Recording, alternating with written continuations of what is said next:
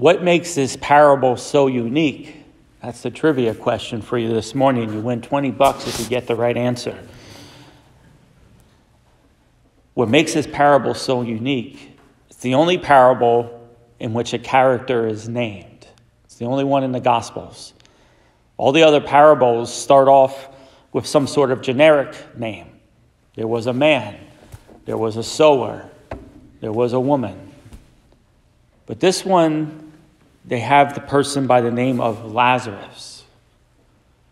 Is it the same Lazarus that's in the Gospel of John that Jesus raised from the dead? I think it is. We have some clues in here. Before we even get into this, just here's some things that are interesting.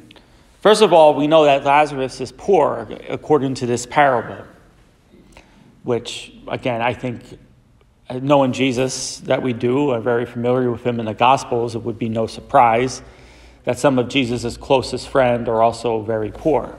I mean, that wouldn't be shocking to us, who are very familiar with the Gospels. The man dies in this parable, and dies by what seems to be neglect. No one cared for him. No one helped him. Is that how Lazarus died in the Gospel of John? We don't know. Could have been. Could have very well been. And then that very last passage, when the rich man is begging Abraham to send 5 brothers, and they say, well, if they see someone from the dead, they will repent. And then Jesus says that, no, if they don't believe Moses or the prophets, they will also not believe if someone were to rise from the dead, which, again, we know from the Gospel of John. Jesus raises Lazarus from the dead. What happens right after that in the Gospel of John? Well, when that happens, the religious leaders, the Sanhedrin, the Pharisees, the Sadducees, they get together. And when Jesus raised Lazarus from the dead, it's at that moment now where they start to put the wheels into motion and say, oh, okay, we got to put Jesus to death. And then on top of that, we got to put Lazarus to death. They want to kill both of them. So raising someone from the dead didn't convert them. So it's interesting there, but there's even something more important, I think, that the gospel passage is also trying to tell us, not only making this link between Lazarus in this parable and Lazarus in the Gospel of John who rises from the dead, which, by the way, in the 5th week on Sunday, we will have that gospel reading, so I'll be coming up in 2 weeks. What does Lazarus' name mean? It means God has helped. And that's the lesson. God has helped. Where did God help Lazarus? Because when we look at Lazarus' life, Jesus really lays it on thick. We have a poor man who would be happy to eat he's so poor, he'd be happy to eat the scraps that fall off the rich man's table. And then Jesus even adds more to it, that the dogs, unclean animals, would come and lick his sores. Jesus really lays it on thick here, just of how terrible this person's life situation is. Where is God's help, in this person's life? Well, the answer was supposed to be the fine man who was dining sumptuously. God's help is often us. We are sometimes the answer to people's prayers.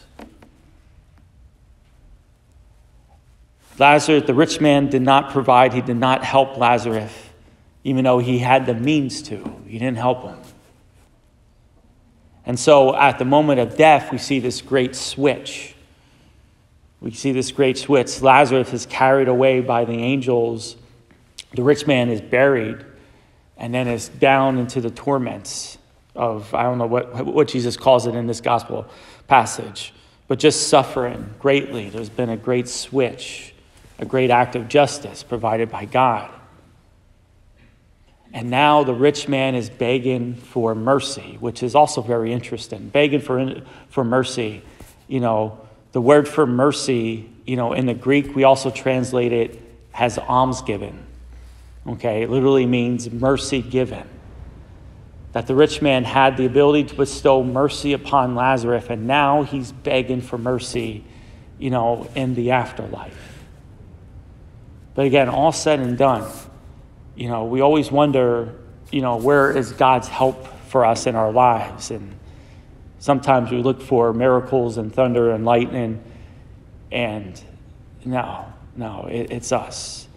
Let us be the mercy given to the people who need it in lives, and to be attentive.